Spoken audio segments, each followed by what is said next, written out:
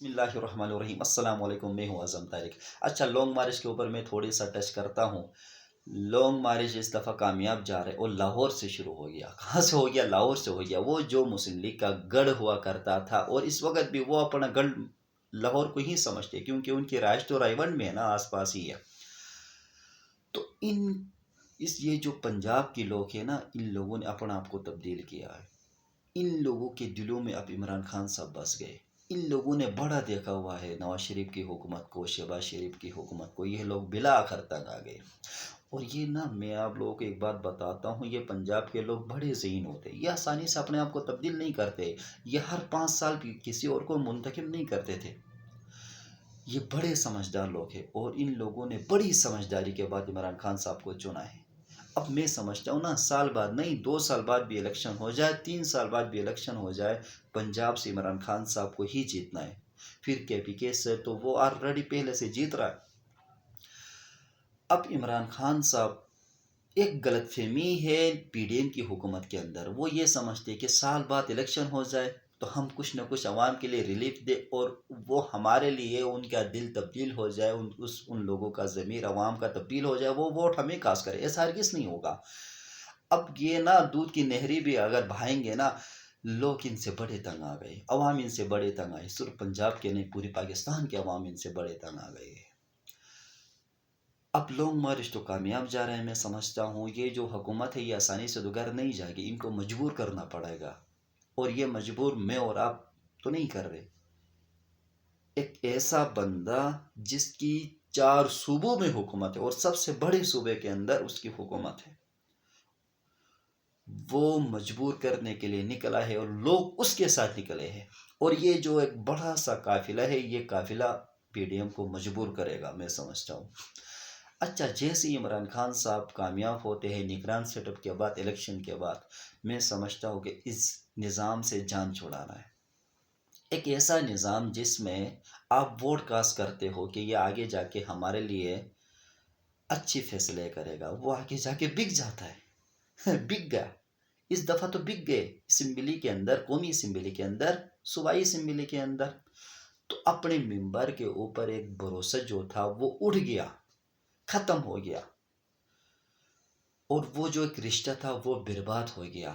اب کسی کے اوپر کوئی ٹرسٹ نہیں کہ میں تو ووٹ دیتا ہوں عمران خان صاحب کے لیے کیونکہ اس کا پارٹی ہولڈر ہے، یا میں دیتا ہوں مسلم لیگ کے نواز شریف کے لیے، شہباز شریف کے لیے، وہ آگے جا کے بک جاتا ہے، یا کسی اور جماعت کے لیے۔ تو ایک ایسا نظام لایا جائے جس میں بندہ براہ راست ووٹ کاسٹ کرے اپنے لیڈر کو ہی۔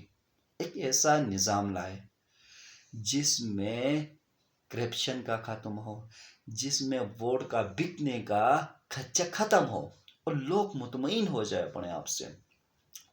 اگر عمران خان صاحب یہ نظام تبدیل نہیں کرتے تو میں سمجھتا ہوں کرنا چاہیے، اور ایک ایسا اسلامی صدارتی نظام لایا جائے اس ملک میں، کیونکہ سارے کے سارے تو مسلمان ہیں، یہاں کے 96% تو مسلمان ہیں۔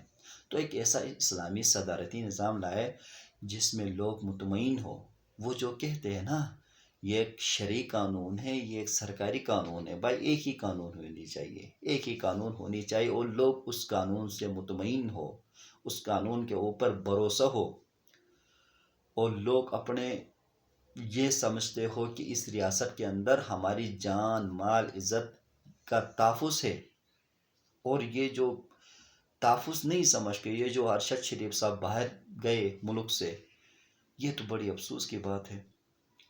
اور میں نے سنا ہے کہ اس کا جو ڈرائیور تھا، ڈرائیور تو اگر جیسے ہی ڈرائیور کا نام ہمارے ذہن میں آ جائے نا، یہ سمجھتے کہ ایک عام سا نوکر شخص بندہ ہوگا۔ مثال کے طور پہ کوئی 30,000 40,000 اس کی تنخواہ ہوگی، ڈرائیورنگ کر رہا ہوگا، لیکن سننے میں یہ آ رہا ہے کہ وہ بندہ جو ڈرائیورنگ کر رہا تھا بڑا بزنس مین ہے، بہت بڑا کاروباری ہے، وہ کنیڈین شہری ہے، اور پاکستانی نژاد ہے، اور اس کے اتنے زیادہ اثر وسوخ ہے کہ کینیا کے اندر اسٹیبلش کے اندر بھی اس کا بڑا ہاتھ ہے، اور اس کی بات مانی جاتی ہے، اس کے تعلقات ہے۔ تو اس لیے وہ بندہ اپنی طاقت کے بلبوتے ابھی تک غائب ہے، اس لیے اس سے بھی انویسٹیگیشن نہ کہ کینیا کی حکومت کرے بلکہ پاکستان کی جو ایک ٹیم مختص کی گئی ہے انویسٹیگیشن کے لیے، وہ بھی اس سے انویسٹیگیشن کرے، ٹی وی میں لائے اور سب کے سامنے وہ حقیقت بیان کرے کیا ہوا تھا اس وقت۔ یہ جو قیاس آرائیہ کی جاتی ہے، یہ جو مختلف باتیں ہمارے سامنے آتی ہے کہ مارا کہیں اور ہے اور لا کے کسی اور جگہ پہ چھوڑا، اور مارنے کے بعد کوئی 30 منٹ تک وہ زندہ رہا، تو 30 منٹ تک ہاسپٹل پہنچانے کی اس بندے نے کوشش کیوں نہیں کی؟ تو یہ ساری جو حقیقتیں ہیں ان کو سامنے لایا جائے تاکہ قوم تھوڑی سی تو مطمئن ہو۔ اور ایک بات یاد رکھنا، ہماری پاکستان کی یہ جو قوم ہے نا، ہمیشہ مظلوم کے ساتھ کھڑی ہوتی ہے۔ یہاں پہ صدقہ زکوٰۃ زیادہ کیوں دیتے ہیں؟ حالانکہ ٹیکس پہ تو کم کرتے ہیں، ٹیکس پہ تو اس لیے کم کرتے ہیں کیونکہ حکمرانوں کے اوپر بھروسہ نہیں ہے۔ صدقہ زکوٰۃ اس لیے زیادہ دیتے ہیں کہ لوگوں کا دل مسلمان ہے، لوگ مسلمان ہیں، اور آسانی سے ہی کسی کے اوپر اگر ظلم ہو جائے نا تو اس کے ساتھ کھڑے ہوتے ہیں، جیسے کہ ارشد شریف کے ساتھ کھڑے ہو گئے، جیسا کہ آپ عمران خان صاحب کے ساتھ کھڑے ہو گئے، اور لوگ یہ سمجھتے کہ اس بندے کے ساتھ ظلم ہوا اور یہ مظلوم ہے۔ تو اب تک کے لیے اتنا ہی، اجازت دیجیے، والسلام۔